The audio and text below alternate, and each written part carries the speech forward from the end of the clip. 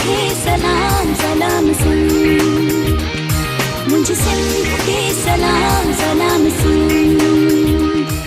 बिस्मिल्लाहिर्रहमानिर्रहीम, अस्सलाम वालेकुम, सुबह बख़ैर, गुड मॉर्निंग। असीं हमारी खिदमत में हाज़िर थी चुकासीं। प्रोग्राम तव्हांजो पंहिंजो सलाम सिंध, असीं बि तव्हांजा पंहिंजा। आऊं इरशाद जागीरानी मूंसां गॾु साथी मेज़बान आहे। अस्सलाम वालेकुम, आऊं आहियां परहस सैयद। उम्मीद आहे तव्हां सभु ठीकु हूंदा, मज़े में हूंदा। ऐं अगरि ठीकु न आहियो, मज़े में न आहियो, त असांजूं दुआऊं अव्हां सां गॾु आहिनि। सही सही सही। पहिरियां त तव्हां खां पुछा कयूं, तव्हां ठीकु आहियो? ख़ैरियत सां? अल्हम्दुलिल्लाह, पहिरियां पाड़े वारनि खां पुछा कयो, पोइ ॿियनि खां पुछा कयो। आऊं ठीकु आहियां, मज़े में आहियां, तॾहिं तव्हांजे आॾो हाज़िर थी वाह आहियां। वाह, कहिड़ा माण्हू आहिनि। असां तबियत पुछा कयूं, असां खां पुछा ई नथा। बदिले में चइबो तव्हां कीअं आहियो? असल में ॻाल्हि इहा हूंदी आहे त अव्हां माशाल्लाह एॾा फ्रेश, एॾा ख़ुशि ऐं एॾा माना सुठा लॻंदा आहियो, तव्हां खां पुछण जी ज़रूरत ई न आहे। सही सही। असां खां पुछा कयो न, शाइरनि खां त दिलि अंदर में ॾुखायल रहे थी पई, मुर्क मुख ते सजायल रहे थी पई, ऐं ॿार नायूं जो कंहिं साण खेटो कयूं, काई हसरत उञायल रहे थी पई। इहा ई त आहे, इहा ई त कला आहे शाइरनि जी। सो बहरहाल ॾुख सुख ज़िंदगीअ में सहणो पवंदो आहे, कॾहिं रोअणो पवंदो आहे, कॾहिं खिलणो पवंदो आहे। इहे ज़िंदगी जा हिसा आहिनि। सो ख़ैर, असां मुख़्तलिफ़ मौज़ूअनि ते अॼु कचहरी कंदासीं, पर हिकिड़ो मौज़ू जेको अहम आहे, रोज़ानो त असां कचहरी कंदा आहियूं, ऐं उहो मौज़ू इहो आहे त पंहिंजनि ॿारनि खे पोलियो जा 2 फुड़ा ज़रूरु पीआरियो। पोलियो जा फुड़ा पीआरण सां थींदो ईअं, तव्हांजो ॿारु मज़बूत थींदो, इम्यून सिस्टम हुनजो ज़बरदस्त थींदो, ऐं मज़बूत ॿारु हूंदो त पाकिस्तान मज़बूत थींदो। मुस्तक़बिल जा मेमार आहिनि, सुभाणे तव्हांजे घर जी वाघ, तव्हांजे शहर जी वाघ, मुल्क जी वाघ बि उन्हनि जे हथ अची सघे थी। त पोइ तव्हां पंहिंजनि ॿारनि खे पोलियो जा फुड़ा ज़रूरु पीआरियो। अॼु असां सां हिकिड़ो वाइदो कयो। तव्हां रोज़ असांजूं ॻाल्हियूं ॿुधंदा आहियो, पर रोज़ सुस्तीअ जो मुज़ाहिरो आहे, ऐं रोज़ जेको सुस्तीअ जो मुज़ाहिरो थिए थो उहो हिन भेरे अॼु न थियणु घुरिजे। टीम पहुती आहे त उन सां सहकार कयो ऐं पोलियो जा फुड़ा ॿारनि खे पीआरियो। पर जेकॾहिं तव्हां फ्री आहियो त पंहिंजनि ॿारनि खे वठी वञो बुनियादी सिहत मर्कज़, पाण पंहिंजी निगरानी में पोलियो जा 2 फुड़ा ज़रूरु पीआरे अचो। ऐं 1166 हेल्पलाइन जो नंबर आहे, जेकॾहिं तव्हांखे टाइम फुर्सत न आहे या टीम न पहुती आहे त तव्हां हिते नंबर ते कॉल करे उन्हनि खां मालूमात वठी सघो था। जी, वरी अव्हांखे ॿुधाईंदी हलां, 1166 ते अव्हां कॉल करे इन्फॉर्मेशन वठी सघो था। ऐं जीअं अव्हां चयो त जेकॾहिं पंहिंजे मुल्क खे सिहतयाब ठाहिणो आहे त असांखे पाकिस्तान खे पोलियो फ्री करिणो आहे।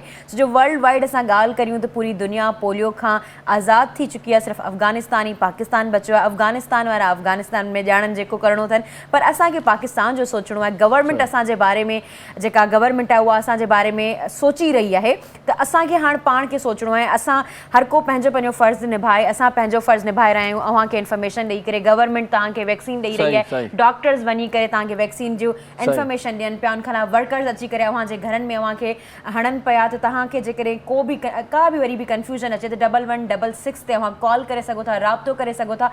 ऐं हिकिड़ी ॿी रिक्वेस्ट अव्हां सभिनी सां कंदी हलां त घर में असांजा जेके बि वॾड़ा आहिनि उन्हनि लाइ इहा रिक्वेस्ट आहे त तव्हां बराए महिरबानी पंहिंजे ॿारनि खे जेको चीट ते मार खणी करे चवंदा आहियो त असांजा ॿार जेके आहिनि उहे वैक्सीनेटेड आहिनि, ऐं उहे हालांकि उहे वैक्सीनेटेड न आहिनि हूंदा, त बराए महिरबानी इन शइ खे, इन हरकत खां अवॉइड करियो ऐं पंहिंजे पाकिस्तान खे पोलियो फ्री करियो। सही सही। जेको ॿारु सुतल बि आहे त उनखे उथारे वठो, निंड उनखे जेकॾहिं आहे त निंड मां बेदार कयो, पाण बि बेदार थियो निंड मां। माण्हू इहो चवंदियूं आहिनि त बचो मुंहिंजो हाणे सुतो आहे, सो हाणे जेकॾहिं उथंदो त वरी रोईंदो तंग कंदो, इन खां भलो आहे सुतो पियो हुजे। न, इहो न आहे करिणो।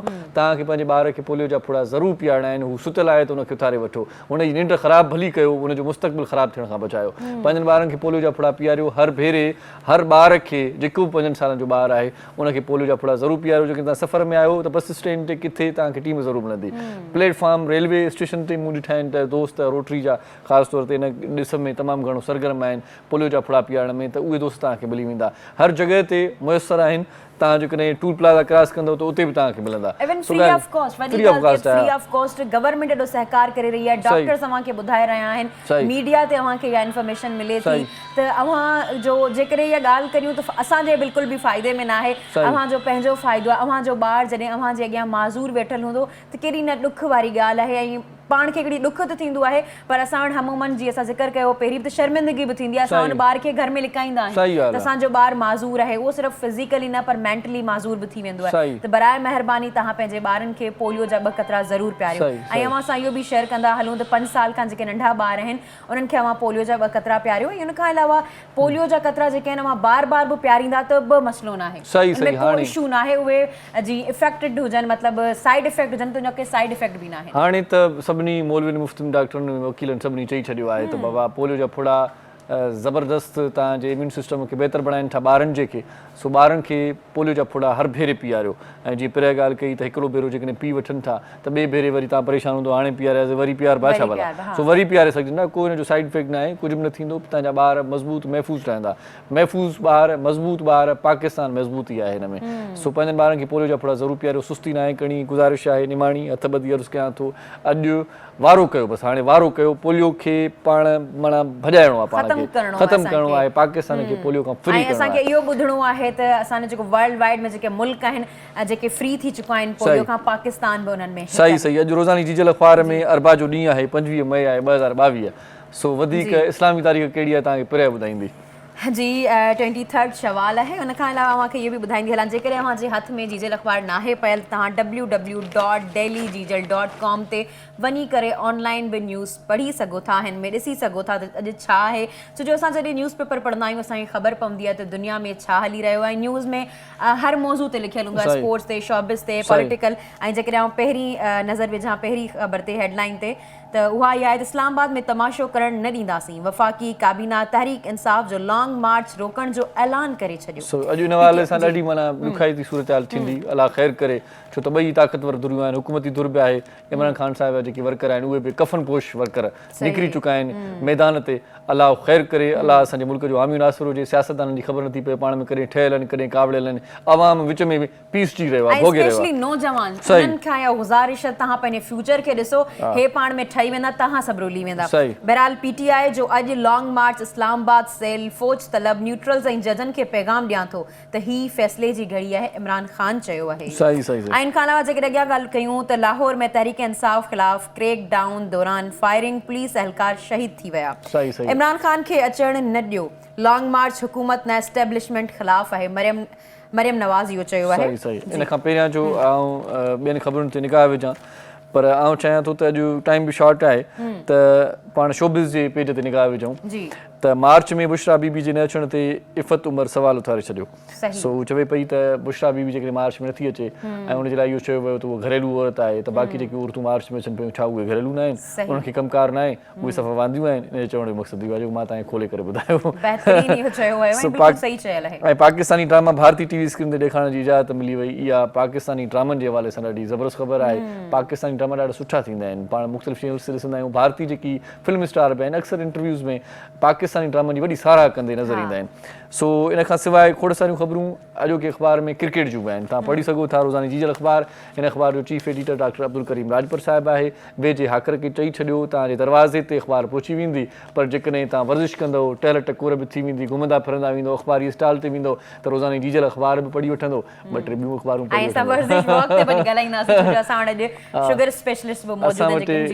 बिल्कुलु। अॼु शुगर जे हवाले सां ॻाल्हाईंदासीं, पोलियो जे हवाले सां ॻाल्हाईंदासीं, अदीब शाइर बि थोरी देरि में असांजा महिमान थींदा। हिकिड़ो ॾाढो ख़ूबसूरत रागी बि हूंदो। इहे महिमान केरु हूंदा, उन्हनि जा नाम कहिड़ा आहिनि, इहो सरप्राइज़ आहे। थोरी देरि में मोटी था अचूं ब्रेक तां, तव्हांखे ॿुधाईंदासीं, ॾिसंदा रहिजो।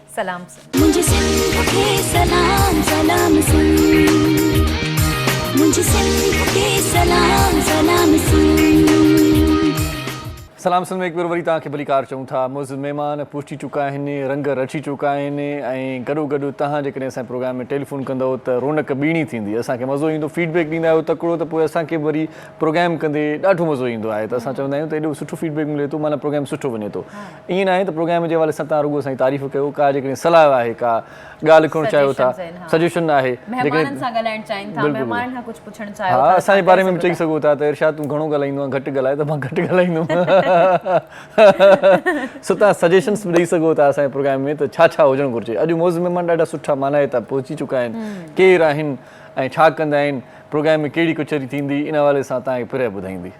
जी बिल्कुलु, असां वटि शाइरा मौजूदु आहिनि ऐं तमामु बहितरीनु शाइरा जेका हैदराबाद मां स्पेशली प्रोग्राम लाइ आयल आहिनि, असांजे लाइ ख़ुशि क़िस्मती आहे त उहे असां वटि आयल आहिनि। इन खां अलावा पाण जेके आहिनि उहे रिटायर्ड प्रोफेसर बि आहिनि ऐं सिंधी ज़बान जूं पहिरीं पब्लिशर आहिनि। ऐं जीअं मूं चयो त असांजा फ़ख़्र आहिनि, असांजा वॾा आहिनि ऐं असांजा उन्हनि जो जेको सायो आहे असांजे मथां हूंदो त असां ॾाढा ख़ुशि नसीब असांखे सम्झंदासीं। उनजो तारीफ़ करण खां अॻु में आउं चाहियां थो त उनजे किताबनि सां माण्हू सम्झी वेंदा। सो उनजो हिकिड़ो ॾाढो सुठो किताबु मुंहिंजे हथ में आहे, शाइरी जो किताबु आहे। शाइरी जो ही किताबु आहे त गज़ल छो न चवां, ॾाढो सुठो किताबु आहे। मां हिते माना जेको नालो लिखियलु आहे हुन ते एतिरो की छॾियो हाली मां न ॿुधाईंदुमि नालो केरु आहे, पर ॾाढो सुठो किताबु आहे। जेके तव्हां पढ़ियो आहे तव्हांखे ख़बर आहे त महिमान केरु आहे। गज़ल छो न चवां, शाइरी जो ही किताबु आहे। ऐं ॿियो किताबु आहे थींदो तन तबीब, ॾाढो सुठो ही बि किताबु आहे। ऐं हिन में बि ॾाढी सुठी जेका आहे सा लिखणियूं जेके आहिनि उहे ॾाढा सुठा जेके मौज़ू आहिनि उहे चूंड मौज़ू आहिनि। ख़ासि तौर ते माउ ॿार जे हवाले सां ऐं ॿार बीमार छो था थियनि इन हवाले सां, माना जेकी तबीबी जेको कमु आहे उन हवाले सां ॾाढो सुठो किताबु आहे। ॿ किताब ॿिया बि आहिनि उहे वरी पिरे जे हथ में आहिनि। कहिड़ा किताब आहिनि? जी तव्हां चयो त सिर्फ़ु शाइरा न आहिनि, लिखंदियूं बि आहिनि, तमामु बहितरीनु कॉलम्स बि लिखंदियूं आहिनि। ऐं जेकॾहिं ॿ बुक तव्हां ॿुधायो त ॿ बुक आउं ॿुधाईंदी हलां। अदियूं शाह लतीफ़ चवे, उनखां अलावा लहरुनि लख लिबास, तमामु बहितरीनु किताब आहिनि। उन्हनि जो नालो हाणे वठंदी हलां त नज़ीर नाज़ साहिबा आहिनि, त तमामु बहितरीनु किताब आहिनि, अव्हां बि पढ़जो। सही आपा नसरीन तव्हांखे भलीकार चऊं था, नज़ीर नाज़ आपा कीअं नज़ीर नाज़ साहिबा तबियत ठीकु आहे? कॾहिं कॾहिं ख़ुशीअ में माण्हू कोन पोइ लफ़्ज़ ॿिया निकिरी वेंदा आहिनि। हीअ माना सम्झो त एक्साइटमेंट आहे तव्हां सां मुलाक़ात जी, छो त तव्हां मां आपा खे इन ॻाल्हि में मञींदो आहियां त आपा फेसबुक यूज़र बि ॾाढी सुठी आहे। मतिलबु अक्सर फेसबुक ते ऑनलाइन हूंदी आहे ऐं सुठा कमेंट्स ॾींदी आहे, तहरीरूं पढ़ंदी आहे। मतिलबु जेको वायुमंडल आहे, जेका सरगर्मी थिए थी मुल्क में, मुल्की हाल अहिवाल, मुल्क जे माना सॼे जेका सूरत हालूं आहिनि उन्हनि मां वाक़ुफ़ु आहे। वॾनि जी वॾी नज़र हूंदी आहे। सही सही सही। सो आपा तव्हांखे भलीकार चऊं था, दिलि जी अथा करनि सां वॾी महिरबानी, तव्हां प्रोग्राम में आयो। सो हिकिड़ो डॉक्टर साहिब असां सां गॾु आहे। जी डॉक्टर साहिब असां वटि मौजूदु आहिनि। डॉक्टर बासित शौकत आहिनि जेके शुगर स्पेशलिस्ट आहिनि। उन्हनि सां असां पोलियो ते बि ॻाल्हाईंदासीं। त आपको भी प्रोग्राम में भली वेलकम कहती हूँ। थैंक यू प्रोग्राम में। जी, और उसके बाद हमारे पास जो हैं वो शायर भी मौजूद हैं, बहुत अच्छे शायर हैं। सॉरी शायर भी मौजूद हैं, सिंधी शायर मौजूद ॾाढा सुठा शायर आहिनि जिस नई टई जेके आहिनि उन्हनि मां उभरियल शायर आहिनि। असांखे पंहिंजे ॿारनि खे या पंहिंजे जेके नंढा आहिनि उन्हनि जूनियर्स जेके चऊं त उन्हनि जी बि इज़त करणु खपे। अहमद अली मुसाफ़िर साहब असां वटि मौजूद आहिनि, अव्हांखे बि प्रोग्राम में भलीकार चवां थी। उन खां अलावा सिंगर बि असां वटि मौजूद आहिनि, ॾाढा सुठा सिंगर आहिनि। तनवीर अली, अव्हांखे बि प्रोग्राम में भलीकार चवां थी। ऐं एज़ ऑलवेज़ असांजा जेके म्यूज़िशियन आहिनि उस्ताद बादल राय साहब मौजूद आहिनि प्रोग्राम में, अव्हांखे बि भलीकार चवां थी। ऐं ढोलक ते मोहम्मद अली मौजूद आहिनि, अव्हांखे बि प्रोग्राम में भलीकार चवां थी। सभिनी माना हिते महिमाननि खे भलीकार चऊं था ऐं ॾाढी सुठी कचहरी थींदी। ऐं मूंखे वरी मज़ो इन करे बि अॼु ईंदो त हिकु पासे आपा नज़ीर नाज़ ॾाढी ख़ूबसूरत शाइर आहे, वरी हेॾो मुसाफ़िर साहिबु शाइर, हेॾो मां बि थोरो मिड़ई शाइर, त पोइ अॼु कचहरी मज़ो ईंदो। ऐं तव्हां बि त सुठो लिखंदा आहियो, तव्हांखे बि गणप में शुमार कयूं था, तव्हां बि सुठो लिखंदा आहियो। सो अॼु प्रोग्राम ॾाढो ज़बरदस्त थींदो। पर इन खां पहिरियां पाण ॻाल्हायूं था अहम जेको मौज़ू आहे त पंहिंजनि ॿारनि खे पोलियो जा फुड़ा पीआरियो, मुस्तक़बिल बचायो। सो डॉक्टर साहब असां सां गॾु आहे। डॉक्टर साहब, पोलियो की मुहिम का आगाज़ हो चुका है, क्या कहेंगे, क्या राय देंगे, पोलियो क्यों ख़त्म नहीं हो रहा हमारे मुल्क से? देखिए जी, सबसे पहले तो मैं ये बोलना चाहूँगा जो पोलियो की मुहिम हो रही है, चाहिए जितने भी हमारे लोग हैं जिनके बच्चे हैं वो हुकूमत का साथ दें।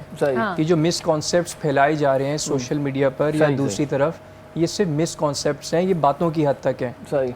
अगर आपके घर पे डोर स्टेप पे फैसिलिटी है, हुकूमत भेज रही है, आपको क्या मसला है? अगर आप सिर्फ 2 कतरे डलवा लें, कोई कहता है जी इससे इम्यून सिस्टम आपका कॉम्प्रोमाइज़ हो रहा है, कोई और प्रॉब्लम हो रही है, ये सब मिथ्स हैं, मिसकॉन्सेप्ट्स हैं जिसका दूर दूर तक कोई ताल्लुक नहीं है। आप देखें कितने डेवलप्ड कंट्रीज़ हैं, कहीं पोलियो का केस ही नहीं आ रहा है। हमारे पाकिस्तान में कुछ केसेस रिपोर्ट हो रहे हैं, फिर अल्लाह ना करे वो केसेस रिपोर्ट हो रहे हैं, बेचारा जो बच्चा है वो सारी ज़िंदगी के लिए अपाहज हो जाएगा, माजूर हो जाएगा। इसका जवाब कौन देगा मुझे बताएं। सिर्फ लोगों का मिसकॉन्सेप्ट है जी आपने ड्रॉप्स नहीं पिलाने, इससे ये प्रॉब्लम हो जाएगी, वो प्रॉब्लम हो जाएगी। अगर कोई प्रॉब्लम होती तो पहले ही अर्ली स्टेज पे इसको बैन कर दिया जाता। इतने लोग पी रहे हैं। अगर हम कहीं खाना भी खाने जाते हैं, किसी को 19-20 तो वैसे भी मसला हो जाता है। और पोलियो के ड्रॉप्स तो वैसे ही इतना सेफ हैं, सारी सेफ्टी प्रोटोकॉल्स मेजर्स के बाद ही आते हैं। मेरा जितने देखने वाले हैं सबको यही कहना है, आप बेफिक्र होकर पोलियो के ड्रॉप्स पिलाएं, उसका बेनिफिट ही बेनिफिट है, फ़ायदा ही फ़ायदा है, कोई नुकसान नहीं है। सही बात है। हाणे तव्हांखे ॻाल्हि सम्झ में अची वई हूंदी, छो त असां ॻाल्हि कंदा आहियूं त पोइ तव्हांखे ॻाल्हि में सम्झ में न अचे त भाई केरु थींदा आहिनि। डॉक्टर माना तस्दीक शुदा ॻाल्हि आहे। तव्हांखे हाणे इन ॻाल्हि ते एतबार हुजणु घुरिजे त पोलियो जा फुड़ा नुक़सान न ॾींदा,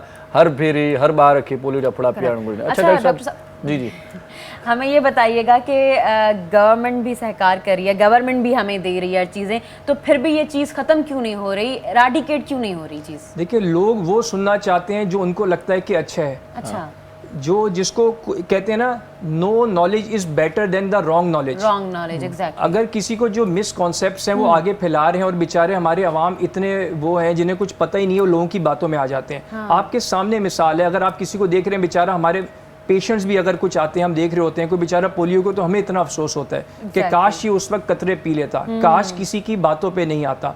तो जब गवर्नमेंट इतनी फैसिलिटी दे रही है, इतना इनके पास सारी फैसिलिटीज़ हैं, घर घर जा रहे हैं, इतने आप देखें कराची कितना बड़ा है तो सिंध कितना बड़ा है, डोर स्टेप पे जा रहे हैं और आप मना कर दें जी बच्चा घर पे नहीं है, फलानी जगह गया हुआ है, कितनी बुरी बात है। तो मेरा सिर्फ यही कहना है, प्लीज़ प्लीज़ ज़रूर पोलियो के ड्रॉप्स पिलवाएं ताकि आने वाले मुस्तकबिल को सेव किया जा सके। अच्छा, ये भी हुआ है कभी के मतलब आके बोलें कि नहीं हमारे बच्चे जो हैं वो वैक्सीनेटेड हैं और आपको मार्क दिखा दें कि ये मार्क लगा हुआ है? बिल्कुल ये हो रहा है, बिल्कुल ये हो रहा है। तो इस ऐसा ना करें। देखिए आप अपने साथ जुल्म कर रहे हैं, अपने बच्चे के साथ जुल्म कर रहे हैं, जिसका हिसाब आपको ऊपर भी देना पड़ेगा। आप इनको तो पागल बना लेंगे, लेकिन आप कितना गलत करें, अल्लाह ना करे बेचारा माजूर हो गया, उसका जवाब कौन देगा? सही बात है, सही बात है। पंहिंजनि ॿारनि जो ख़्यालु कयो ऐं पोलियो जा फुड़ा ज़रूरु पीआरियो। सो आपा मूंखे इहो ॿुधायो, माशाल्लाह हेॾा किताब, एॾियूं सरगर्मियूं तव्हांजूं हैदराबाद में तमामु घणियूं एक्टिव रहंदियूं आहियो तव्हां, कॾहिं खां लिखणु शुरू कयो अथव? थोरो पंहिंजे बारे में ॿुधायो, छो त मुलाक़ात पहिरियों थी आहे असांजी। मां हक़ीक़त सची ॿुधायां 13 सालनि खां मूं लिखणु शुरू। अच्छा, नंढी हुअसि, सही सही। ये उर्दू अख़बारूं आहिनि, हिन में पोइ इहो कहाणी 13 साल जो ज़मानो ॿुधायो कहिड़ो हुयो ऐं ख़बर पए थो न केतिरी महांगाई। जो अॼुकल्ह जे ज़माने सां कंपेयर कयूं थोरो हुनखे। असां कंपेयर बि महांगाई सां कंदा आहियूं। महांगाई इन जे करे त उन वक़्त में मां त कोन ख़र्च लाईंदी। बाक़ी हालत इहे ई जेके आहिनि, सची पुछो जे उन ज़माने खाईंदा पीअंदासीं, जेको पाईंदासीं उहो हींअर ई पियो हलियो अचे, उहो हींअर ई को तरक़ी का शइ नथी आहे। जेको हींअर जेको कमायो ख़तमु, पहिरियां इहो ॿुधंदी हुअसीं रेडियो मां हीउ बनाए हीउ बनाए हींअर वही हाल उहा ई साॻियो सो 13 साल फ़ाइदो तरक़ी थी आहे, तरक़ी छाजी थी आहे, मूंखे त नथो लॻे का अॼु माना तव्हां जेका अथव अॼु प्रोग्राम में लायो, छाजी चओ तरक़ी थी आहे? छाजी थी आहे ज़ाहिर कुझु ई न थियो आहे। भला इहो ॿुधायो, 13 साल जी उमिरि में लिखणु शुरू कयो तव्हां, त छा लिखियव पहिरियां, कहिड़ी शइ लिखी? पहिरियां हिकु ॿारनि जी छा में कहाणी लिखियव? लिखी, मकना हाथी। मकना हाथी, अच्छा, नालो ई ज़बरदस्त। 13 साल जी उमिरि में। अच्छा, मां पहिरीं शाइरी करणु शुरू कई हुई या कॉलम लिखणु शुरू कया हुआ? पहिरें कहाणी लिखी, कहाणी लिखियूं हुयूं। अच्छा, शाइरी खे मूंखे नंढे लाइ कई, ॼण तन्हाई, उदासी ऐं ॾुख जहिड़ा गाना।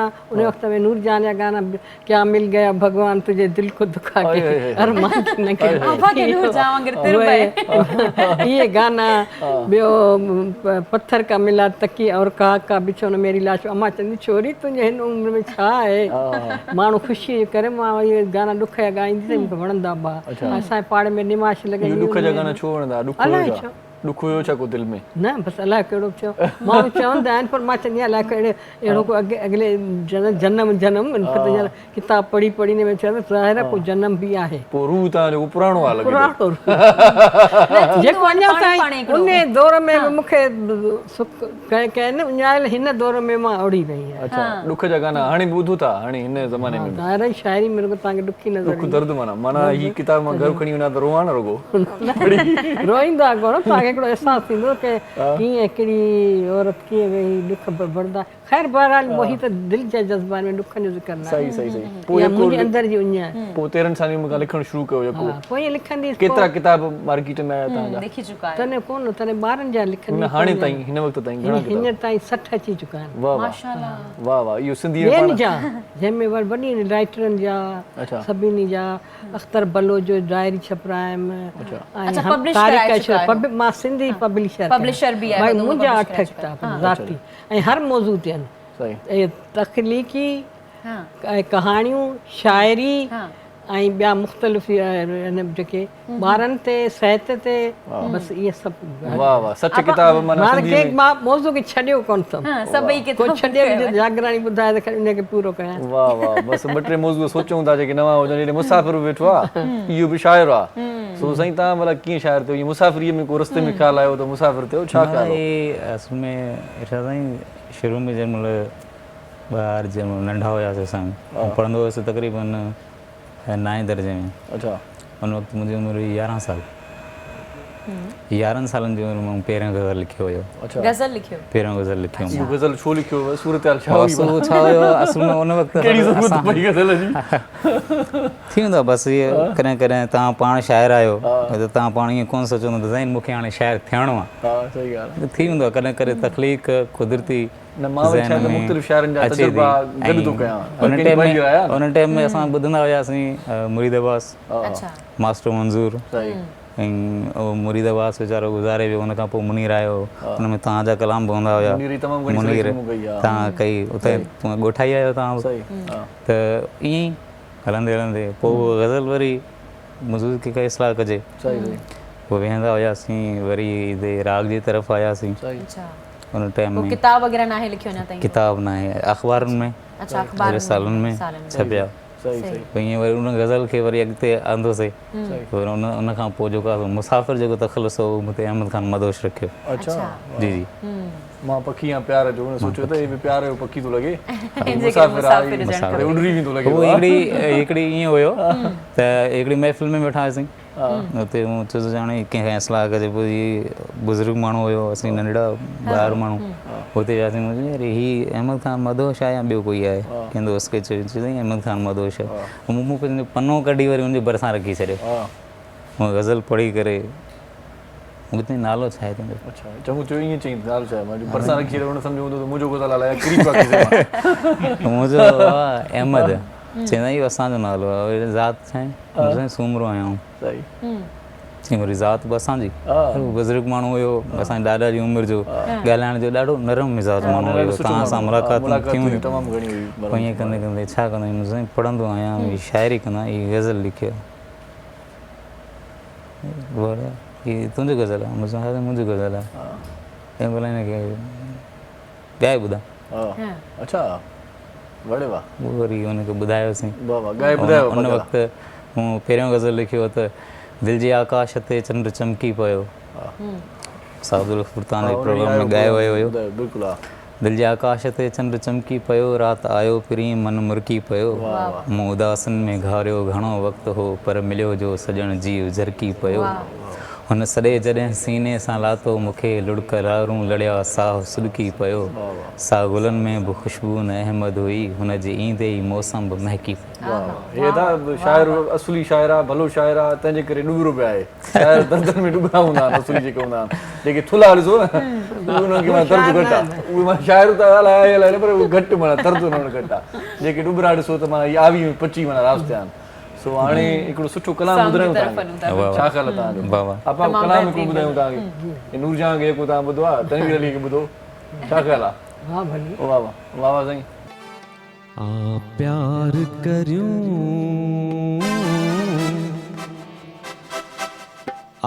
प्यार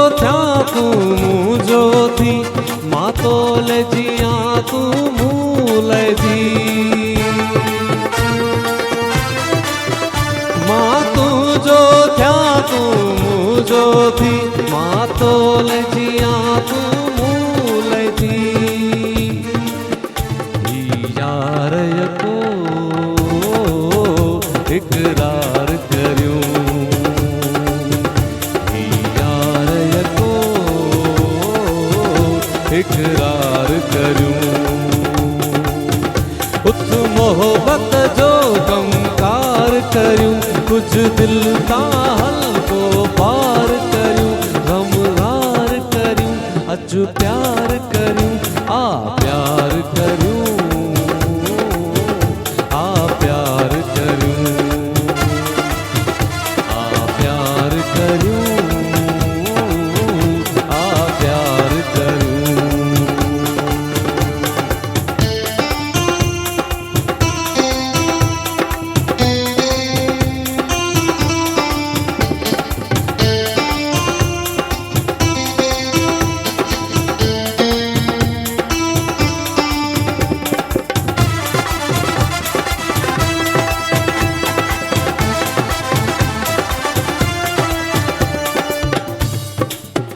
माँ देव नया तू नाही परी भई इंसान आयूं सोच चरी। माँ देव नया तू नाही परी भई इंसान आयूं सोच चरी। छो हिक ॿिए खां हार करियूं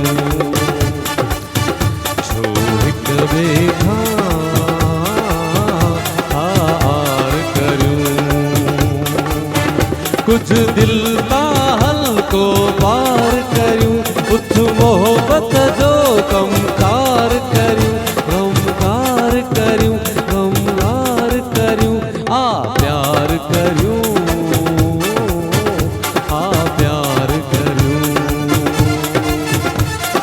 प्यार करूं आ प्यार करूं।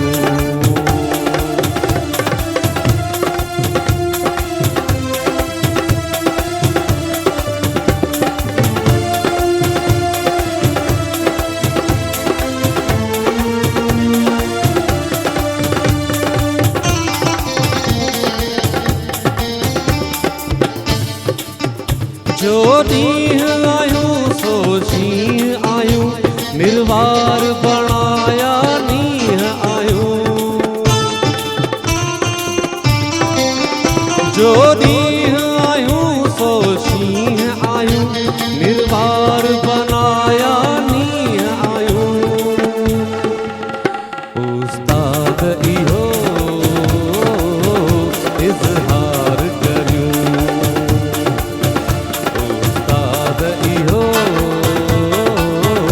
इज़हार करूं। कुछ मोहब्बत जो कमकार करूं कुछ दिल का हल्को पार करूं गमकार करूं गमकार करूं उठ प्यार करूं आ प्यार करूं आ प्यार करूं आ प्यार करूं।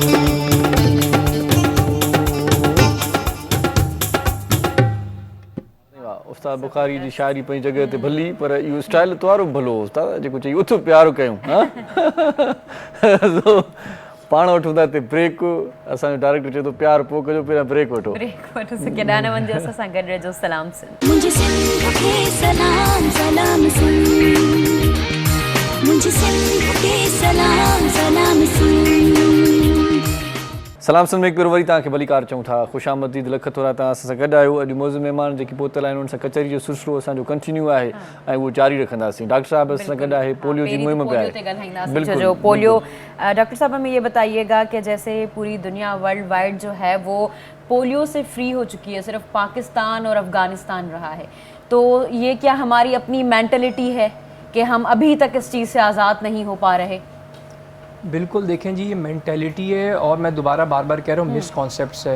बल्कि मैं तो गवर्नमेंट से अपील करूँगा कि जितने उल्मा हजरात हैं और जितने फेमस लोग हैं उनको रिक्वेस्ट करें जैसे दूसरे कामों में करते हैं। ये बहुत बड़ा ये एक फरीज़ा भी है कि आप आएँ और कैंपेन चलाएँ मीडिया पे, इलेक्ट्रॉनिक मीडिया पे, प्रिंट मीडिया पे आगाही दें कि इसका कोई नुकसान नहीं है, इसका फ़ायदा ही फ़ायदा है। आप अपने बच्चे को अपाहज होने से बचा सकते हैं।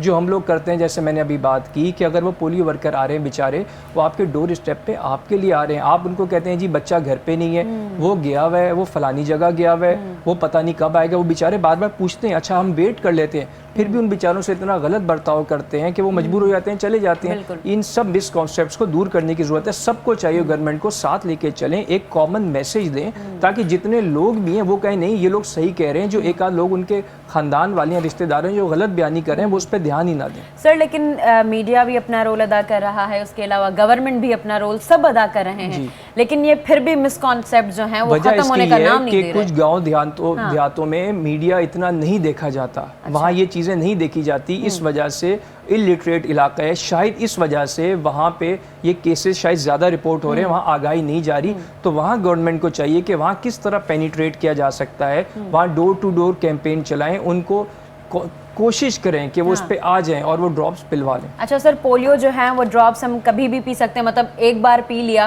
फिर दोबारा भी पी सकते हैं, कोई नुकसान नहीं है? ये भी कोई नुकसान नहीं है, बिल्कुल। अगर आप भूल गए, कोई कहता है हमें पता नहीं कि इतने महीने हो गए, नहीं पिया, आप दोबारा पिला दें, कोई नुकसान नहीं है। अच्छा, टाइम ड्यूरेशन वैसे कितना होता है?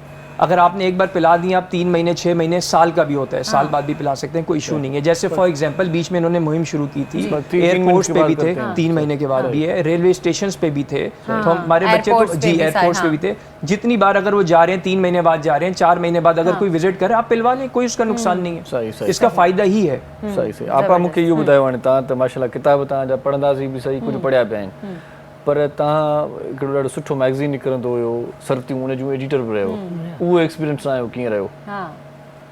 सुठो मैगज़ीन आहे, भलो आहे, अञा बि जारी आहे, तव्हांजी एडिटरशिप में उनमें छा न वणो? मां 8 महीना रुकी। अच्छा, 8 महीना विच में जे गुलबदन गुलबदन जावेद मिर्ज़ा करे पई आहे, सही, इस्तीफ़ा ॾेई छॾी को मसले करे, सही पोइ उन वक़्त में साईं तालिब मौला चयो त भईया तव्हां संभालियो, सही, मां लेक्चर त होसि, पर पोइ उहो छॾे मां वरी होॾा 8 महीननि लाइ डिपोजिट।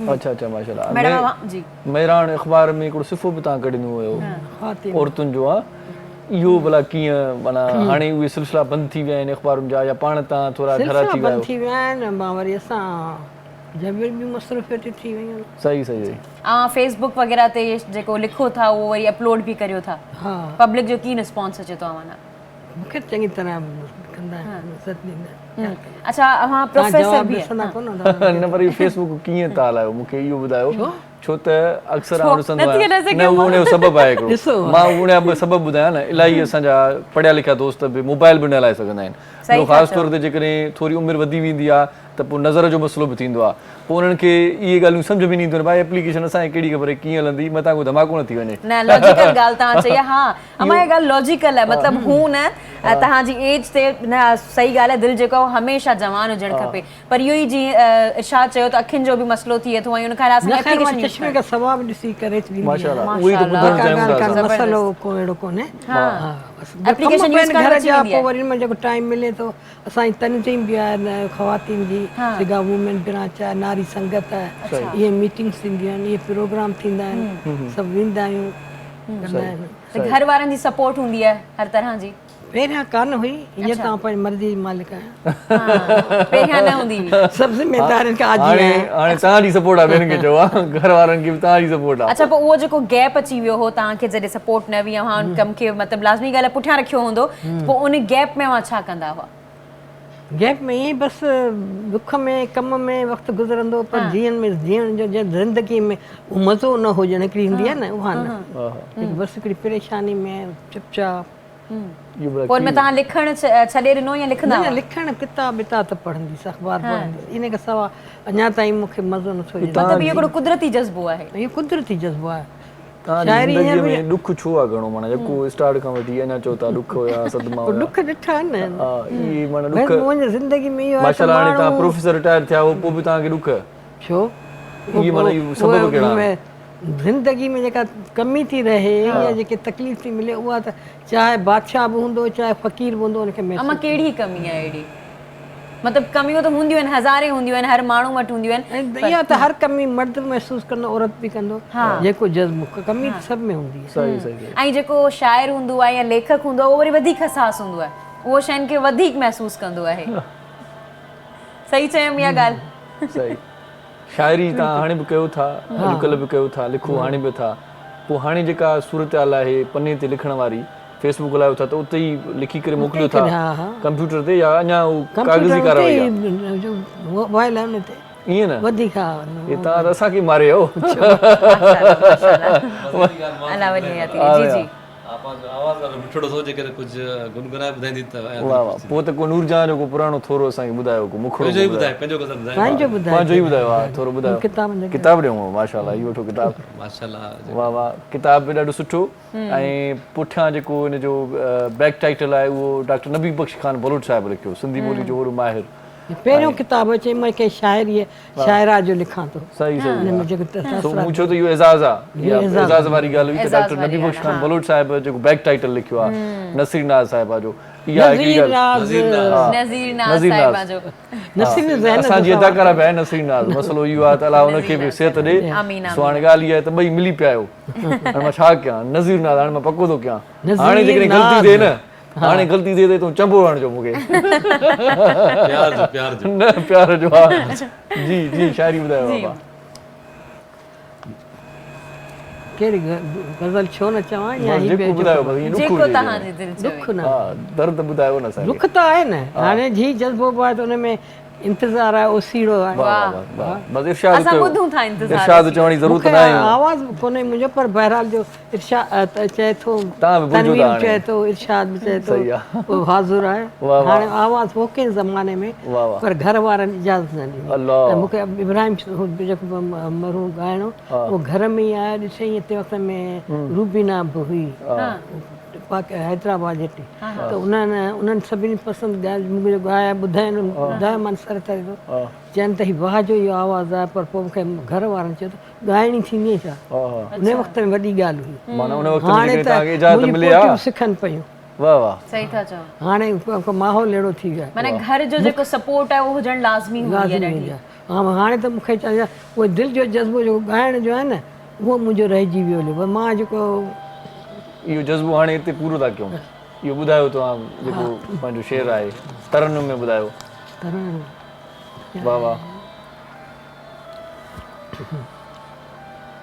आयो आहे बहार तू भी त मोटिया तू भी त मोटिया गुल फुल बागन मंझ टिड़न था प्रेम पखीड़ा लात लवन था आहिरन मंजूगा तू भी त मोटिया तू भी त मोटिया वाह वाह राहत कींदे सावने तो राहत कींदे सावने तो तोखे पसण ले पसावने तो गहरो थिए तो गा तू भी त मोटिया तू भी त मोटिया गज़ल गायन जो ही है वाह वाह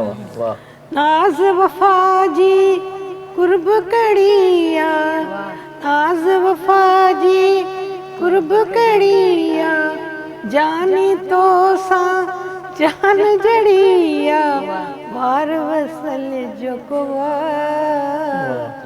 तू भी त मोटिया तू भी त मोटिया वाह वाह वाह ॾाढो सुठो आवाज़ तव्हांजो हींअर बि आहे पर जेका ॻाल्हि तव्हां पुराणे वक़्त जी ॿुधायो था उन वक़्तु तव्हां ॻायो आहे त हीअ त माना आशिक़ त रोड ते तड़पनि आहे हे त मरनि आहे हे कुतुर कुतुर थिया अहिड़ो आवाज़ अहिड़ो दर्द केॾी ख़ूबसूरत अहिड़ो अंदाज़ नज़्म ॾाढो ज़बरदस्त तव्हां पढ़ियो माशाल्लाह फर्स्ट क्लास तव्हांजी शाइरी आहे हेॾो ॿियो शाइर बि अथव जी जी पहिरीं पहिरीं फोन ते 5-6 साल पहिरीं नंबर मिलायो नंबर मोकिलियो मूंखे किताब जे थ्रू मूं कॉल कई त आवाज़ आयो मां चयो आपा खे फोन ॾिजो चयो आपा थी ॻाल्हाए एतिरी जंग मारा आवाज़ टेलीफोन ते फोन ते ईंदो आहे आवाज़ सभु चवंदा आहिनि घर जी कदड़ी त छोकिरी पई ॻाल्हाए पर वरी छोकिरी त काथे अञा ताईं फोन ते आवाज़ पोइ माण्हू भुलिया बि आहिनि काफ़ी वाह वाह इहा वॾी ॻाल्हि ॿुधाए छॾी आहे तव्हां ज़बरदस्त ॻाल्हि ॿुधाई तव्हां पोइ तव्हां वरी चयो त आपा खे ॾियो फोन हा मुंहिंजो आपा खे फोन में महिरबानी अच्छा तव्हां चङा माण्हू आहियो न त चओ हाली तव्हां ई ॻाल्हायो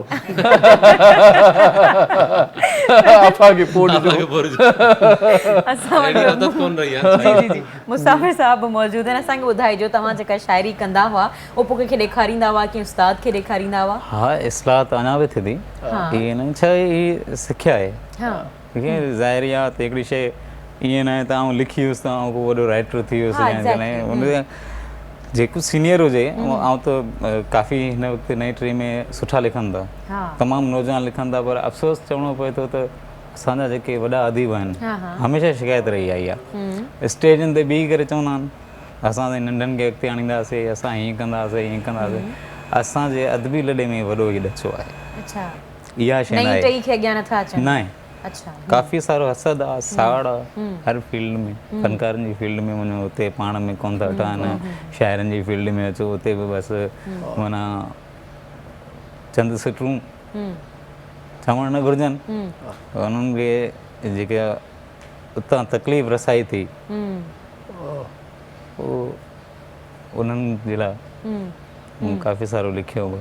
हींअर कालम बि मूं लिखिया आहिनि त नफ़रतूं पखेड़ में अदीबनि जो वॾो हथु आहे, अना ई हसद खेण में अदीबनि जो वॾो हथु आहे, डुकनि था नाम जे पोयां उहे शोहरत बुखिया शाइर, अदब जी ॿेड़ी ॿोण में अदीबनि जो वॾो हथु।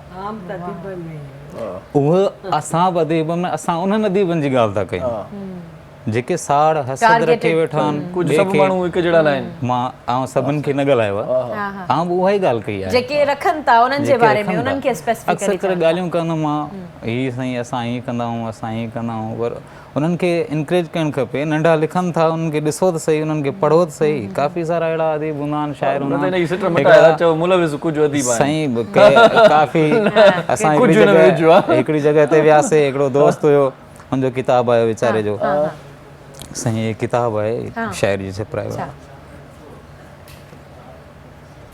सही है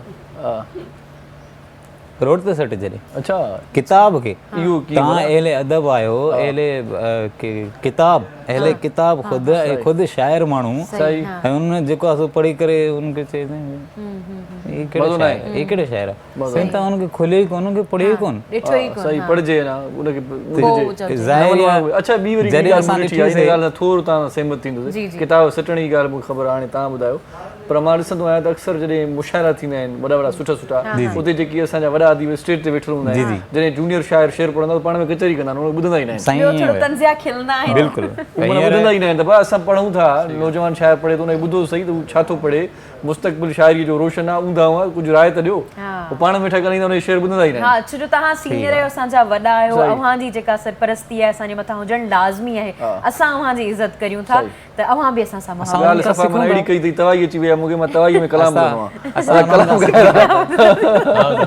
वाह वाह करे गाए बावरा गाए जब कोई नया आईना मिल जाएगा जाना जब कोई नया आईना मिल जाएगा जाना जीने का मुझे हौसला जीने का मुझे हौसला मिल जाएगा जाना जब कोई नया आईना मिल जाएगा जाना जब कोई नया आईना मिल जाएगा जाना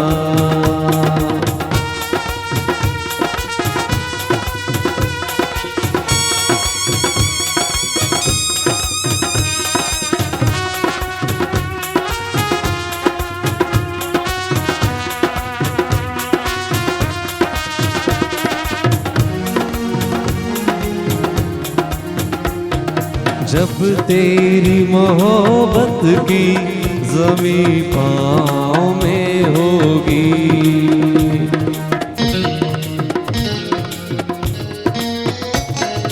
जब तेरी मोहब्बत की ज़मीं पाँव में होगी फिर मुझको नया रास्ता मिल जाएगा जाना फिर मुझको नया रास्ता मिल जाएगा जाना जीने का मुझे हौसला जीने का मुझे हौसला मिल जाएगा जाना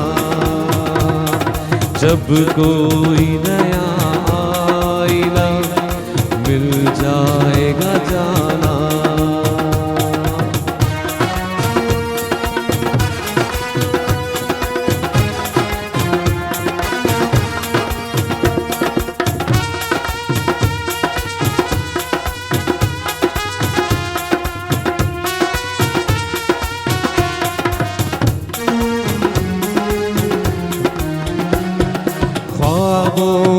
अज़ल से जिसे ढूंढ रही हूँ,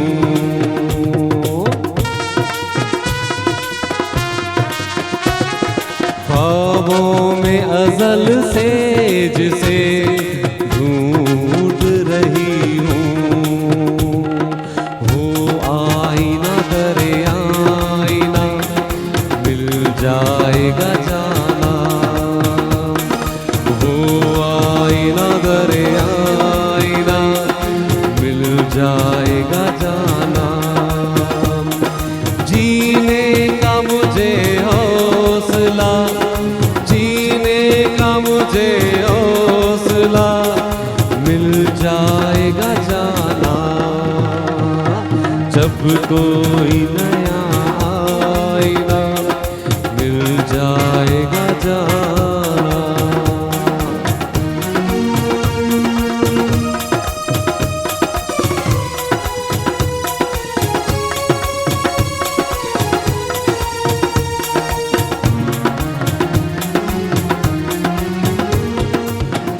नाज से जो बिछड़े तो ये सोच रही हूँ,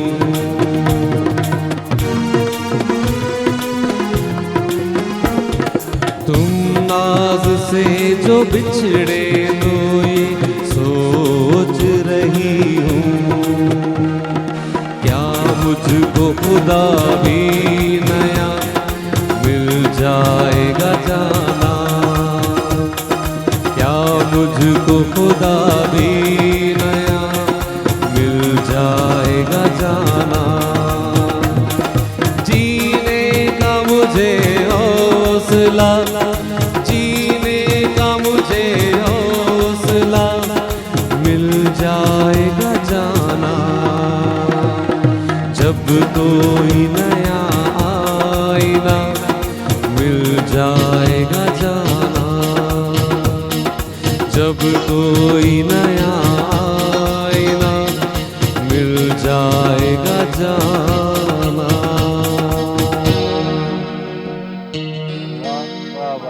ॾाढी सुठी ख़ूबसूरत शाइरी आपा नज़ीर नाज़ी। ऐं आख़िरी बंदु त सफ़ा माना शाही बंदु जेके चइजे कमाल जो बंदु। ज़रूर कॉपी करे पाण वटि रखंदसि।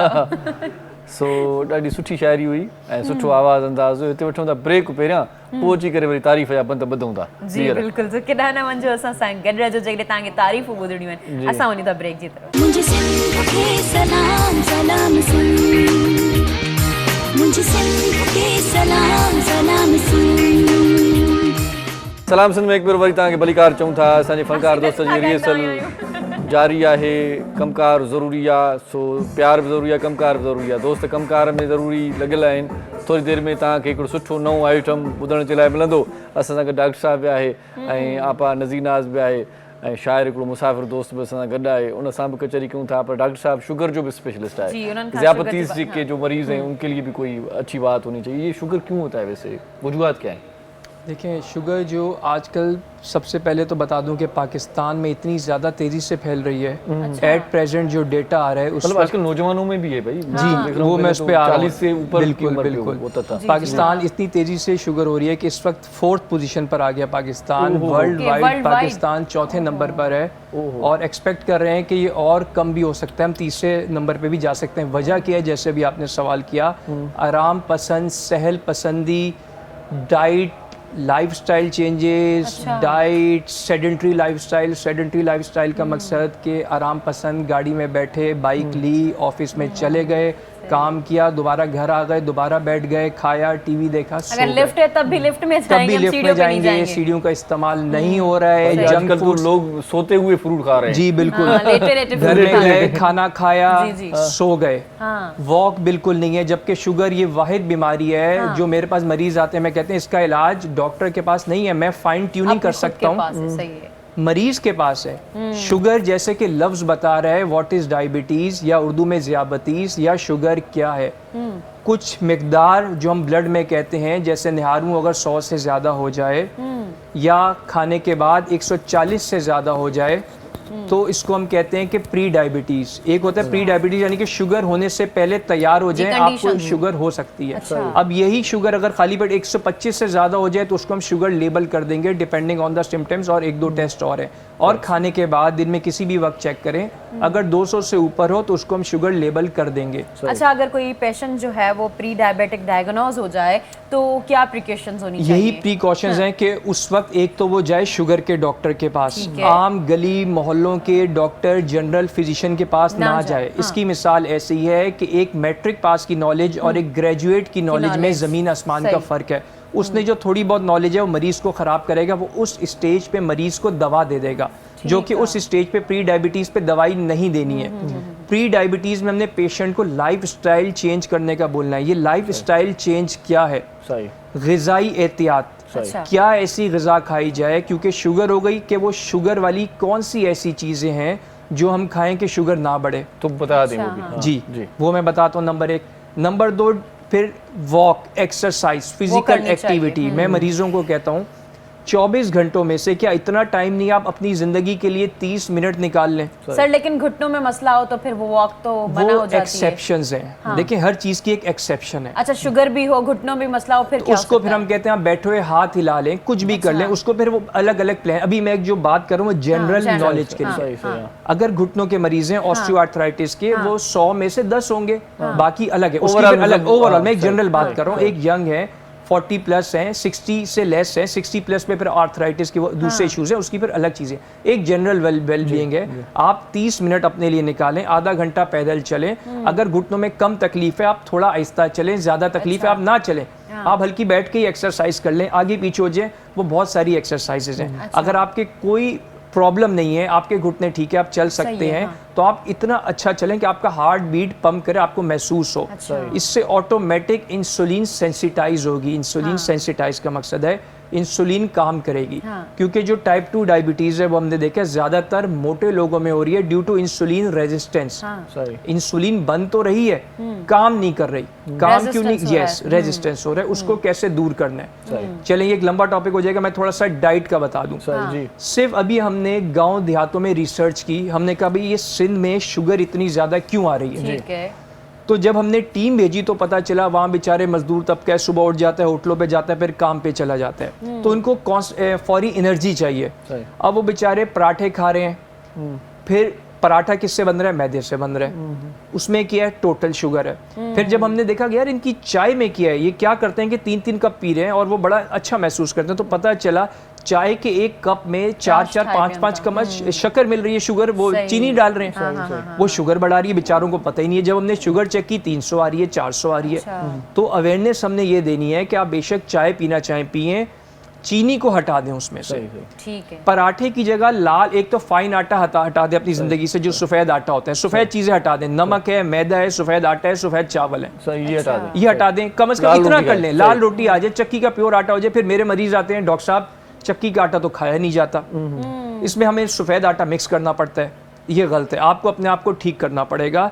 चक्की का आप जो मैं चंद चीजें करूँ आप कर लें, आपकी 50% शुगर ठीक हो जाएगी। चावल बिल्कुल खत्म कर दें, हफ्ते में 1 से 2 बार कर लें, कोई ऐसी बात नहीं है। आप जरूर खाएं, हफ्ते में 1 से 2 बार खाएं। और रोटी अगर आप इतना कर लें, सफेद आटे की खा रहे हैं आप, चक्की के आटे की कर लें, सही है। अगर और सबसे बड़ी बात आज से ही मैसेज दें अपने बच्चों को और दूसरों को, डब्बों के जूस बंद कर दें, उसमें टोटली फ्रक्टोज है, जो कि आपके जिगर यानी कि लिवर को डैमेज कर रही है और इंसुलिन रेजिस्टेंस कॉज कर रही है। खवातीन में PCOS, दूसरे इनफर्टिलिटी मसाइल हैं, मर्दों के अलग मसाइल हैं, सब इस वजह से हो रहा है। फिर लोग कहते हैं डॉक्टर साहब बड़ी गर्मी, हम कौन सा जूस इस्तेमाल करें? अल्लाह पाक ने हमारे लिए सबसे बेहतरीन ग़िज़ा दी है।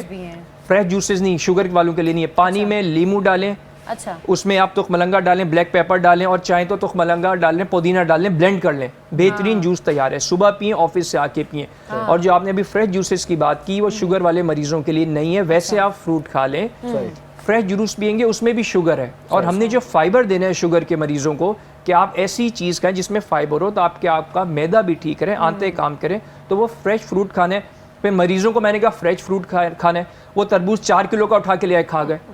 देखिए हर चीज़ की इतदाल चाहिए। मैं यहाँ बैठ के 6 गिलास पानी पीऊंगा मुझे वॉमिट आउट हो जाएगा। खाना सब है शुगर के मरीज ने, लेकिन पोर्शन साइज, लिमिट में पोर्शन साइज में खाना है। अल्लाह पाक ने कोई चीज़ मना नहीं की है। फिर तीसरी बात, हमने अपने क्लिनिक में और दूसरी जगह पे रिसर्च की। एक पेशेंट को हमने मेडिसिन पे डाला, दूसरे पेशेंट को डाइट एक्सरसाइज पे डाला। मैंने 50% मरीजों की जो इंसुलिन पर थे उनकी इंसुलिन को रुकवा दिया। Having said that, patient to patient depend करता है। ऐसा पेशेंट एग्री हुआ, जी डॉक्टर साहब मैं 1 घंटा वॉक करूंगा, आप जो प्लान दे रहे हैं मैं उस पर अमल करूंगा, उसकी इंसुलिन ही रुक गई। मेरा मैसेज देने का ये है, जो हम लोग जाते हैं क्वैक डॉक्टर्स के पास, कुछ ऐसे ऑल्टरनेट तरीके इलाज में जो कुछ कहते हैं जी आप ये ड्रिंक पी लें आपका वेट लॉस होगा, वो ड्रिंक में 1000 दूसरी चीज़ें हैं। प्लीज़ आप उस डॉक्टर के पास जाएं जो हाईली क्वालिफाइड है। मैं कहता हूँ हम डॉक्टरों से बेहतर कोई अच्छा टोटका ही नहीं दे सकता। हम आपको डाइट का बता रहे हैं, हम बता रहे हैं एक्सरसाइज का है, आप फॉलो तो करें। कुछ ऐसे मरीज जो कि सिर्फ टैबलेट्स पर थे, उनकी हमने टैबलेट्स भी काफ़ी हद तक 50% रिड्यूस कर दिए। तो शुगर का इलाज सबसे सस्ता है। Having said that, proper doctor के पास जाएं, उसकी बात पे अमल करें, क्योंकि देखिए शुगर खामोश बीमारी है। मरीज कहता है जी मुझे तो कुछ है ही नहीं, मैं डॉक्टर को ही नहीं दिखाया 3 साल से। At the end of the day वही मरीज पैरालिसिस, स्ट्रोक, फॉलेज के साथ, हार्ट अटैक के साथ, किडनी फेलियर के साथ, और अल्लाह ना करे पाँव ज़ाया हो रहे हैं। खुदारा मेरी रिक्वेस्ट है पाँव कटने से बचाएं। शुगर की वजह से पाँव कट रहे हैं। आपके पाँव की एक उंगली की कीमत कोई करोड़ रुपए भी दे तब भी नहीं है। पाँव क्यों कट रहे हैं? हम लोग अवेयरनेस नहीं दे रहे हैं, लोग भी ख्याल नहीं कर रहे हैं। प्लीज़ इसमें हमें कोशिश करनी है कि अवेयरनेस दें। सही। आप हाणे तव्हां था चऊं तव्हां डॉक्टर आहियो छा भला जो हेड़ो किताब लिखो तो थींदो तन तबीब, हिन में सभु डॉक्टरी मशहूर आहिनि। माउ ॿार जी थञ, टीबीअ जूं निशानूं आहिनि, डेंगू वायरस छा आहे, पान मिठी सुपारी आदि ॿार, ही सभु ही मौज़ूअ गेस्ट्रो वबा में वरितल मासूम ॿार, ही कीअं लिखिया अथव? बसि असांजी तंज़ीम आहे न, उन तंज़ीम में जेके प्रोग्राम थींदा त ॿियनि ख़वातीन खे ॼाण ॾियण लाइ कंहिं न कंहिं मौज़ू ते लिखी उनखे ॿुधाइणो पवंदो। त शुगर मां ही जेको डॉक्टर साहब इहो ई ॿुधाईंदी आहे। मां त शुगर जी डॉक्टर न आहियां। तंहिंखां पोइ बि जेके मूं सोचियो त ही सॼो किताब ई माना जेकॾहिं कोई पढ़े न त इलाही बीमारियुनि खां उनखे छुटकारो मिलंदो में इत्यादि किताब। वर्जिश आहे हीअ जी। रिसर्च किथां कंदा? रिसर्च मतलब ही कीअं ख़बर कीअं पई आई लिखिया जेके अख़बारूं पढ़ण, किताब पढ़ण, मां ज़बरदस्त, मतलब उन सां असांखे नॉलेज मिले थी। जेके नथा पढ़नि उन्हनि खे उहा ऐं अमां इहो बि ॿुधाइजो जीअं मुसाफ़िर साहब या ॻाल्हि कई सीनियर्स ते, त अव्हां उन ॻाल्हि ते मतिलबु सहमत आहियो, पर हिननि जो मक़सदु सभु न आहिनि, हुननि जो मक़सदु आहे कुझु जेका हिन चयो इहो सही आहे, पर इंसान पंहिंजी हिमत हुअणु। मूंखे तव्हां ख़बर आहे मूंसां केतिरियूं थियूं हालत, पर मूं कंहिंजी परवाही न कई, पंहिंजा जो रखंदी आयसि इन सालनि खां हलंदी अचां। आख़िर उहो उनखे चुप तो लॻी वई आहे जिन जिन जी कई। मां पंहिंजे पापा औरत दी मार वटकायो, हे नौजवान जो शेपरी थी करे वरी रुड़ी थो वञे थी परवाही न कयो न कंहिंजी। तव्हां इहो तव्हांजो शौक़ु आहे न, इन खे छो था बंदि कयो? सही, वो रोकणो ई न आहे, रोकणो ई न आहे, कलाम खे रोकणो ई न आहे। सही, उहो बि ॿुधणो आहे साईं, न रोकणो ई न आहे न, छो जो इंसान तनवीर अली सां गॾा जीव काने।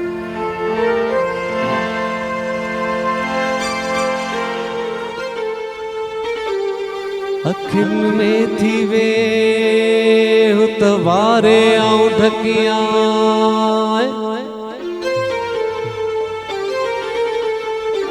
तारनि मंझि तकियो रखी पिंपड़ियुनि में थी पे, तोखे ॾिसे मरे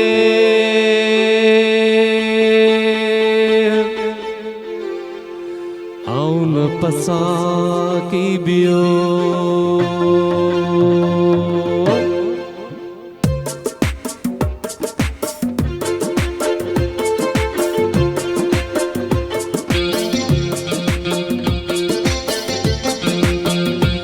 ही न्याज़ ही तारीफ़ ही हथ जोड़ ही मिन्नता, हिन सिक में भी आशिक जी सदा छो नथो समझी। ही न्याज़ ही तारीफ़ ही हथ जोड़ ही मिन्नता, हिन सिक में भी आशिक जी सदा छो नथो समझी ही न्याज़ ही तारीफ़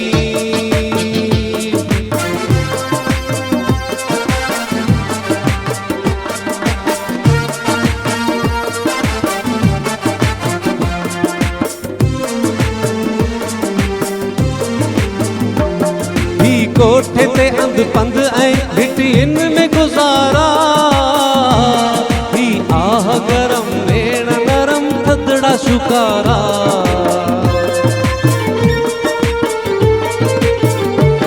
ही कोठे ते अंध पंध ऐं भिटियुन में गुज़ारा ही आह गरम वेण नरम थदड़ा शुकारा थी मुंह बवरी मामा इया छो नथो समझी आशिक जी सदा छो नथो समझी ही न्याज़ ही तारीफ़ ही हथ जोड़ ही मिलता हिन सिक में भी आशिक जी सदा छो नथो समझी ही न्याज़ ही तारीफ़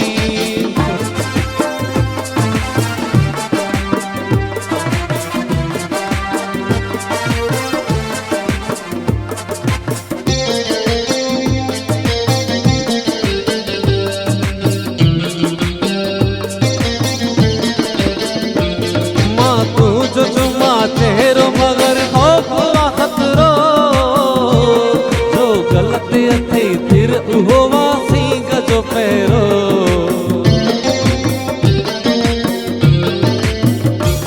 मां तू चुमा चेहरो मगर खौफला खतरो जो गलत अथे फिर उहो वासी गजो पैरो तू मूंखे दंगे मारे मिठा छो नथो समझी सिक में भी आशिक जी सदा छो नथो समझी हिन सिक में भी आशिक जी सदा छो नथो समझी ही न्याज़ ही तारीफ़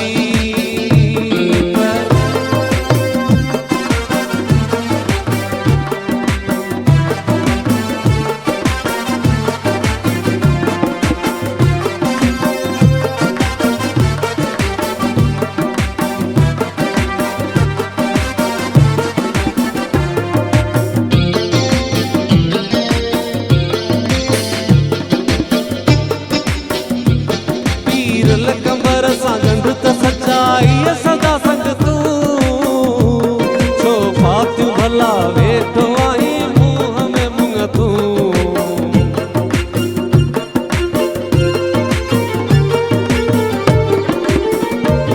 पीरल कंबर सां गंढ त सचाई सदा संग तूं छो फातियूं भला वेठो आई मुंह में मुंग तूं चप चोर खणी दर्द दवा छो नथो समझी हिन सिक में भी आशिक जी सदा छो नथो समझी ही न्याज़ ही तारीफ़ ही हथ जोड़ ही मिलता हिन सिक में भी आशिक जी सदा छो नथो समझी ही न्याज़ ही तारीफ़ ही हथ जोड़ ही मिलता हिन सिक में भी आशिक जी सदा छो नथो समझी हिन सिक में भी आशिक जी सदा छो नथो समझी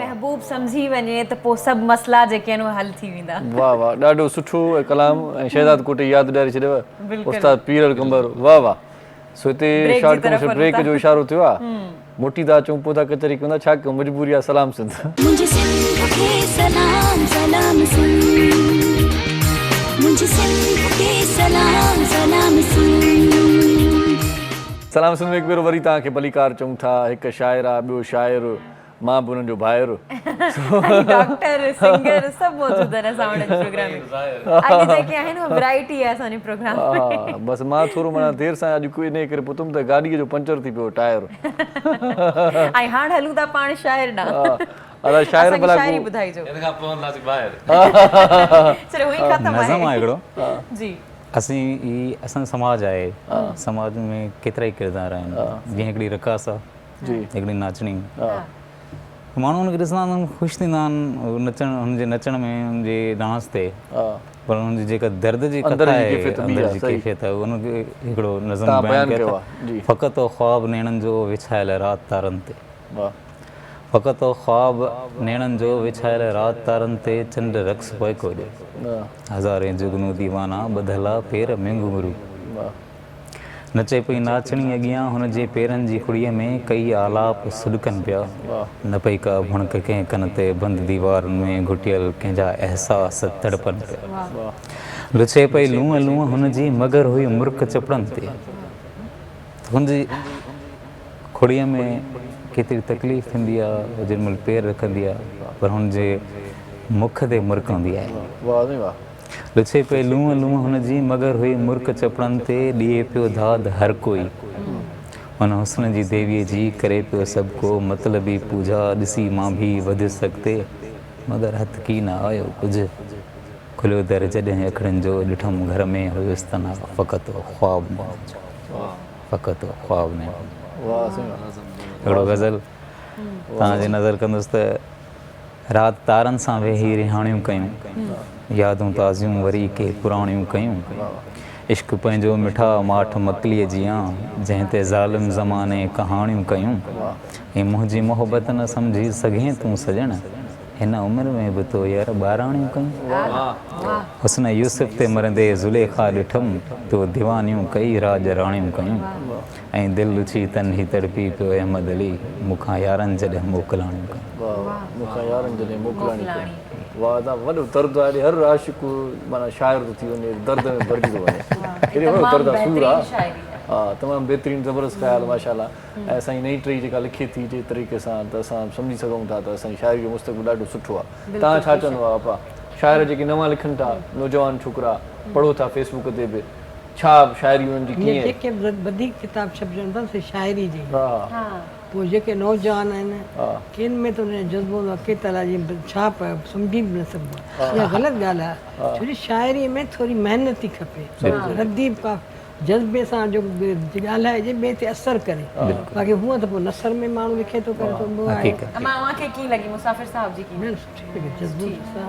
ॾिसो लॻे ई मुसाफ़िर पियो आहियूं त हूअं सभई मुसाफ़िर वक़्तु वही वेंदो हलिया वेंदासीं आहियूं सभई मुसाफ़िर पोइ नाले जो मुसाफ़िर आहे त उहा ॿी ॻाल्हि आहे बाक़ी आहियूं सभु मुसाफ़िर आपा खोड़ सारियूं माशाल्लाह पोस्टूं ऐं तव्हां मुख़्तलिफ़ इदारनि में बि रहियो ज़िंदगी ॾाढी माना ज़बरदस्त तव्हांजी गुज़री या अञा को ॾुख आहे दर्द आहे त अञा मां हिते हुजां ज़बरदस्त ज़िंदगी कान गुज़री जदोजहद सां गुज़री ज़ोरी गुज़री चवंदा आहिनि हसर पुॼे पर मजबूर बर्दाश्त पर मुंहिंजो हींअर इरादो आहे जेको इंसान खे दिलि में जज़्बो हुजेसि न उहो पंहिंजो पूरो करे न त पोइ तशंगी थी रहिजी पोइ खणी माण्हू सभिनी अॻियां खिले करे थो पर अंदरि में उहो जेको ख़्यालु आहे न उहो भरिजे नथो दौलत हुजे औलाद हुजे सभु कुझु हुजे पर हिकिड़ी ॻाल्हि आहे जेका कमी माण्हू खे थिए सचे प्यार जी सची मोहबत जी इहो जज़्बो छा था सम्झो त ही दुनिया जेका ही अॼुकल्ह जे माशरे में रहूं था त सचो प्यार आहे हींअर त सचे प्यार जी ॻाल्हि ई न कयो बाक़ी इहा आहे माण्हू ॻोल्हा करे थो त कहिड़ो माण्हू मिले या अहिड़ो जेको साथ ॾे पर अॼुकल्ह सभु को ॼण नफ़्सा नफ़्सी ऐं जो बनस्पति जेका तरीक़ो आहे रिश्ते में मोहब्बत लाज़मी हूंदी आहे या अंडरस्टैंडिंग लाज़मी हूंदी आहे मोहब्बत लाज़मी हूंदी आहे मोहब्बत हूंदी त पोइ माण्हू महसूसु अंडरस्टैंड थी वेंदो पाण में अंडरस्टैंड थी वेंदी मोहब्बत कंहिंसां हूंदी तॾहिं हुनजो हर ॻाल्हि बर्दाश्त बि कबी ऐं हुनजी सुठी बि लॻंदी ऐं ॻाल्हि पोइ ज़िंदगी बि सुठी थी लॻे सही सचा माण्हू न आहिनि सची मोहबत न आहे अॼुकल्ह सचो गियो ई कोन थो मिले किथे त सचा माण्हू कान मिलंदा खीर में मिलावट आहे त मोहबतुनि में मिलावट सो माण्हू मिलावटी थी विया आहिनि सभु ॻाल्हि मिलावटी थी विया आहिनि पर अञा असुलु आहे कुझु त आहे जो दुनिया हले थी पर उहे कुझु माण्हू आहिनि न उन्हनि खे माना हज़ारनि में को हिकिड़ो जीअं हिकिड़ो माण्हू आहे मोतीअ दाणो आहे उहो अलाए किथे आहे उहो माण्हू जेको मोतीअ दाणो इहो त असां माना इहो त माना ईअं ॾेखारियो आहे न सूरत हाल अंदरि में वरी हर को अलाए कीअं आहे जॾहिं वरी कमु पवे त कल्ह पवे या मिलिजे त ख़बर पवे सो हिते त टीवी ते असां ॾाढा सुठा था लॻूं ॻाल्हायूं सुठो था जॾहिं वरी मुलाक़ात कंदो गॾु वेहंदो पोइ ख़बर पवंदी मां ठीकु आहियां सुञाणंदा बि कोन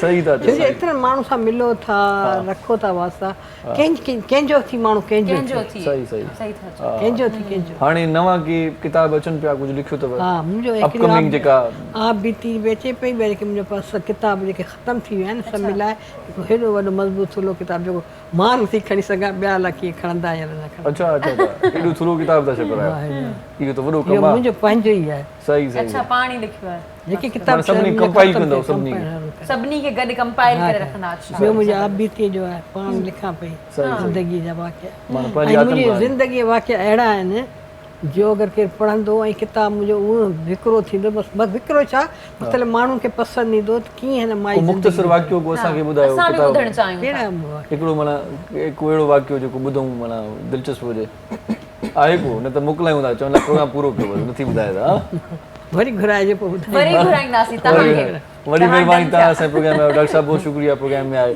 अदा मुसाफ़िर भाउ वॾी महिरबानी चङी चङी वाह वाह करे चयो अॼु त माना रंग रची विया तव्हां अची विया बहितरीन उस्ताद बादल लाई साहिब तव्हांजा बि लख कुर्ब सादी महिरबानी मोहम्मद अली साहिब बि ॾाढो अॼु त माना सुरमो बि पाए आयो ख़ूबसूरत लॻे पियो अॼु फ्रेम में रुॻो इहो हुयो हा सो हिते असां मोकिलायूं था पर मोकिलाइण खां पहिरियां हिकिड़ी कम जी ॻाल्हि वरी कंदासीं त पंहिंजनि ॿारनि खे पोलियो जा 2 फुड़ा ज़रूरु पीआरियो 2 फुड़ा 2 सेकेंड लॻंदा आहिनि को वॾो माना कमु न आहे का वॾी तकलीफ़ न आहे का परेशानी न आहे टीम ईंदी आहे दरवाज़े ते ऐं तव्हां पंहिंजनि ॿारनि खे रुॻो ॿुधाईंदो ॿारनि खे चवंदो त भाउ ॿाहिरि निकिरो सो उन्हनि ॿारनि खे पंहिंजा पोलियो जा फुड़ा जेकी टीम अचे थी त पीआरियो पंहिंजनि ॿारनि जो मुस्तक़बिल बचायो इंतिहाई लाज़मी आहिनि मौलवियुनि मुफ़्तियुनि वकीलनि डॉक्टरनि सभिनी जेकी बाशऊर माण्हू आहिनि सभिनी चई छॾियो आहे त हिन में का बि अहिड़ी शइ न आहे जेका तव्हांजे ज़हन में आहे हराम हिलालती ॻाल्हि ते जेका पाण डिस्कस कंदा आहियूं ख़तम थी वई आहे ऐं जेकॾहिं टीम अव्हां वटि अञा ताईं नाहे पहुती त तव्हां 1166 ते राब्तो बि करे सघो था उन्हनि सां रुजू बि करे सघो था ऐं उन खां अलावा उन्हनि सभिनी फैमिलीज़ खे हिकिड़ी गुज़ारिश आहे रिक्वेस्ट आहे त बराए महिरबानी जेको अव्हां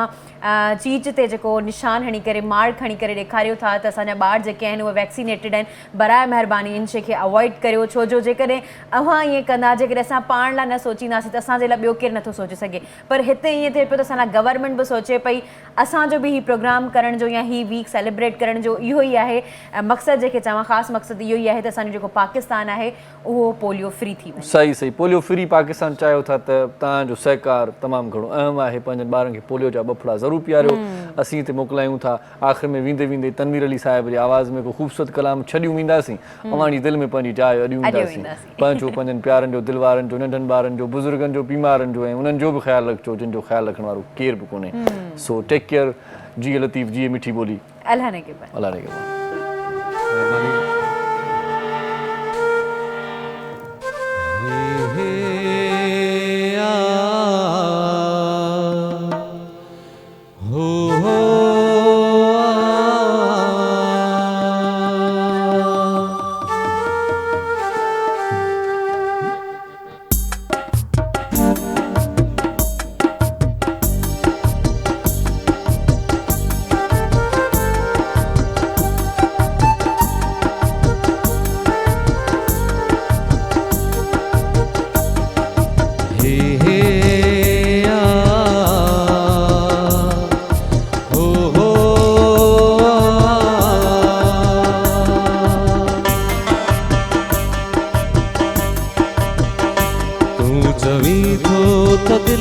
बस पले वन पले तू चवी तो त दिल बस पले वन पले जे पलिया भी त प्यारा चकीअ मां पलिया ही कहर आ कहर बेवफाईअ जो रंग ही कहर आ कहर बेवफाईअ जो रंग पाक मोहब्बत जे दामन ते कीअं मां मलिया तू चवी तो त दिल बस पले वन पले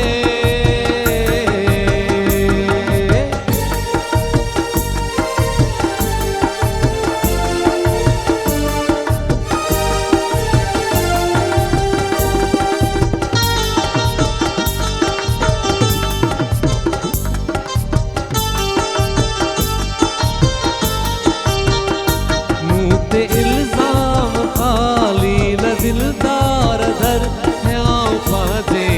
हथ रख इंसाफ कर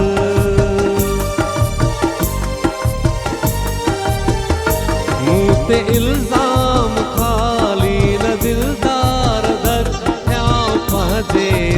हेठ रख इंसाफ कर जे भरी का बिरह जी हुजे माखणा जे भरी का बिरह जी हुजे माखणा सिर ते गम जो जबल चौक कीअं मां झलिया तूं चवीं थो त दिल बस पले वञ पले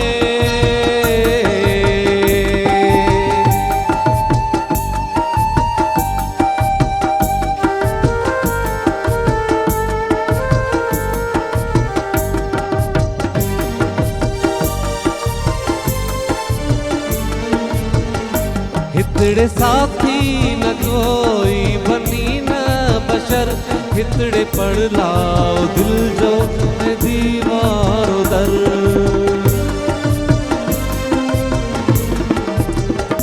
हितड़े साथी न कोई बनी न बशर हितड़े पढ़ लाओ दिल जो है दीवारो दर तू जी हाथ तो सा सलिया सूरहा तू जी हाथ तो सा सलिया सूरहा सूर बेसा शैसान कहिड़ो सलिया तू चवीं थो त दिल बस पले वञ पले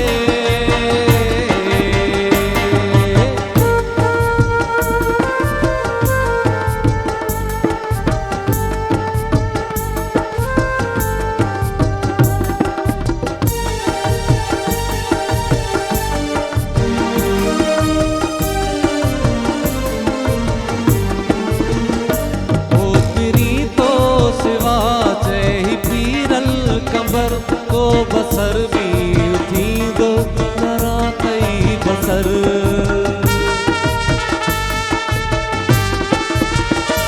ओ पिरी तो सिवा चई पीरल कंबर को बसर भी थींदो जरा कई बसर कीअं मां तोखे छॾियां बस कयां नेठ छा कीअं मां तोखे छॾियां बस कयां नेठ छा वेठो टोटल हज़ारे तो दिल में टलिया तू चवीं थो त दिल बस पले वञ पले जे पलिया बि त प्यारा छो कीअं मां पलिया ही कहर आ कहर बेवफाईअ जो रंग ही कहर आ कहर बेवफाईअ जो रंग पाक मोहब्बत जे दामन ते कीअं मां मलिया तू चवीं थो त दिल बस पले वञ